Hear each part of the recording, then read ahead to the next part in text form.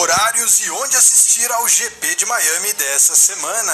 Também novas regras podem beneficiar Mercedes e prejudicar ainda mais a Honda. E por fim, todos os detalhes que você precisa saber sobre esse retorno da Fórmula 1. Tudo isso e muito mais aqui no GP em Casa Plus. Então, para não perder nada, inscreva-se e ative as notificações. E se gostar desse vídeo, já deixe seu gostei e mostre seu apoio ao nosso trabalho nesse reinício da temporada 2026.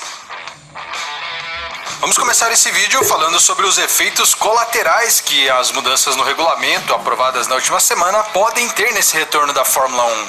Enquanto a intenção era melhorar o espetáculo e a dirigibilidade dos carros, as mudanças nas regras de energia podem acabar beneficiando exatamente a equipe que já tem a melhor unidade de potência do grid, a Mercedes. E quem soou esse alarme foi o renomado analista técnico Mark Hughes, durante a gravação de um podcast onde ele apontou que as mudanças da FIA podem ter dado errado, principalmente para a Honda. O grande X da questão está no aumento da força do Super Clipping, que saltou para a casa dos 350 kW.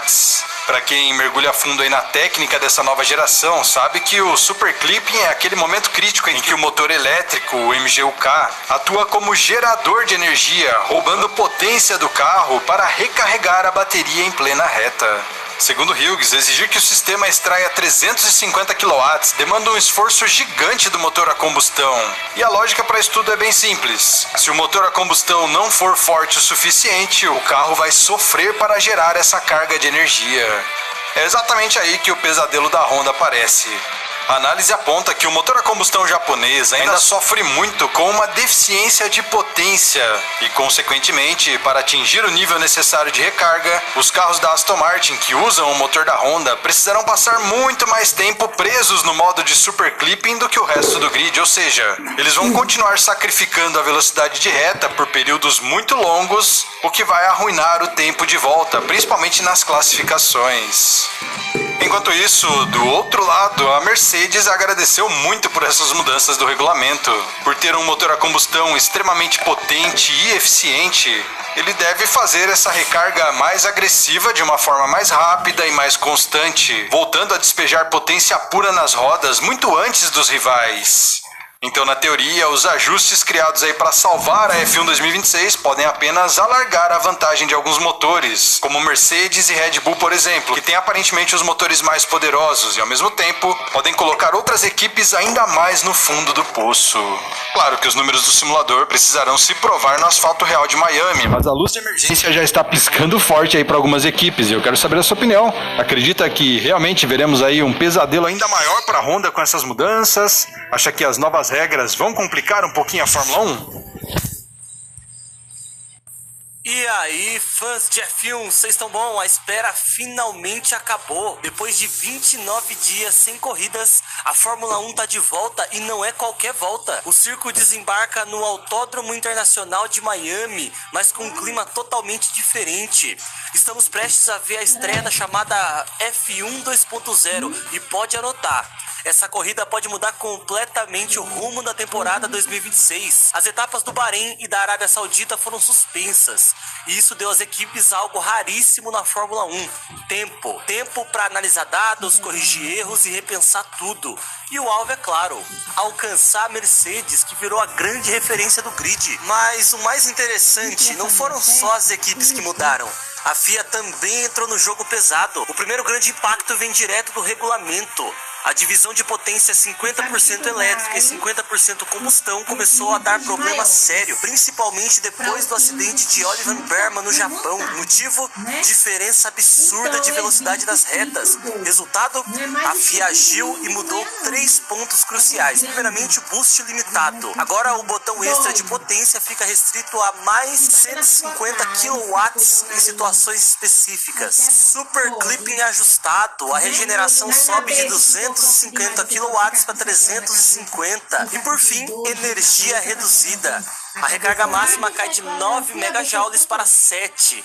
Na prática, menos perda de velocidade e até 4 segundos mais rápido por volta em alguns casos. Isso muda completamente o jogo. Se a FIA mexeu nas regras, a McLaren resolveu mexer no carro inteiro. Depois do bom desempenho no Japão com Lando Norris e o pódio de Oscar Piastri, agora vem algo maior. O chefe André Stella confirmou: o MCL 40 em Miami será praticamente um carro novo, com mudanças aerodinâmicas profundas e até testes explorando o fluxo de gases do escapamento, um conceito diferente do que a Ferrari usa. Enquanto isso, a Ferrari adotou outra estratégia: treinamento intenso, nada de férias.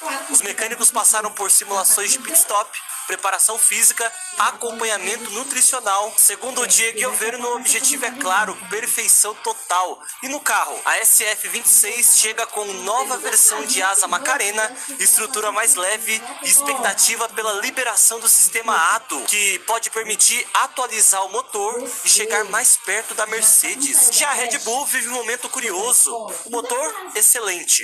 O problema, o chassi. E quem resumiu isso perfeitamente foi Isaac Hadjar. O motor é bom, mas o chassi é terrível, pesado. Para tentar resolver, Max Verstappen foi testar pessoalmente em Silverstone uma nova versão da asa Macarena, sidepods redesenhados, asa dianteira totalmente nova. É praticamente uma corrida contra o tempo. O GP de Miami não é só mais uma corrida, é um verdadeiro laboratório a céu aberto. Cada equipe seguindo um caminho diferente, cada solução tentando vencer o mesmo problema.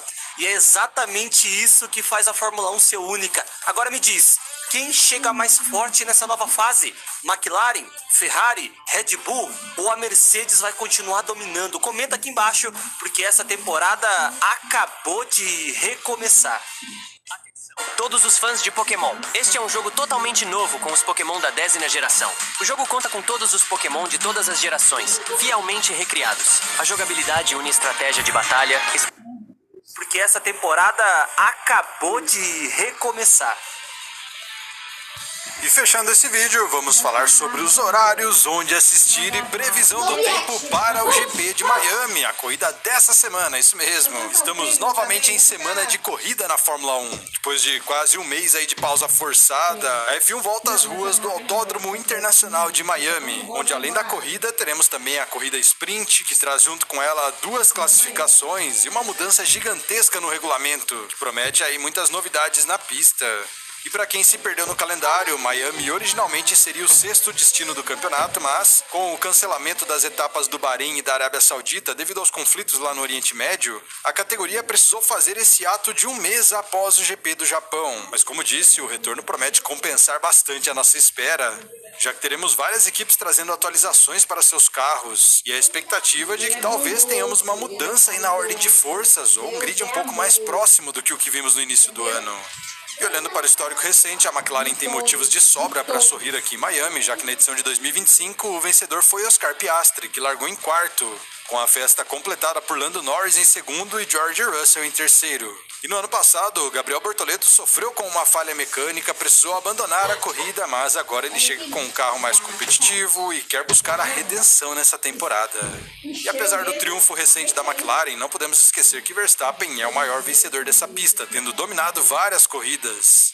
Indo então aos horários, o GP de Miami terá o formato sprint e começando pela sexta-feira, dia 1º de maio, o treino livre 1 começa às 13h30 no horário de Brasília, sendo que esse é o único treino livre do final de semana, a única oportunidade das equipes realizarem seus testes nos carros. E, inclusive esse treino aí foi ampliado para 90 minutos ao invés dos 60 convencionais, para dar mais tempo para as equipes testarem suas atualizações e as mudanças nas regras. E ainda na sexta-feira, um pouco mais tarde, às 17h30 no horário de Brasília, teremos a classificação para a corrida sprint, que é uma classificação um pouco mais rápida do que o normal e que define o grid de largada para a corrida sprint do sábado. E falando dela, no sábado, dia 2 de maio, a corrida sprint será sua largada às 13h e será uma corrida um pouco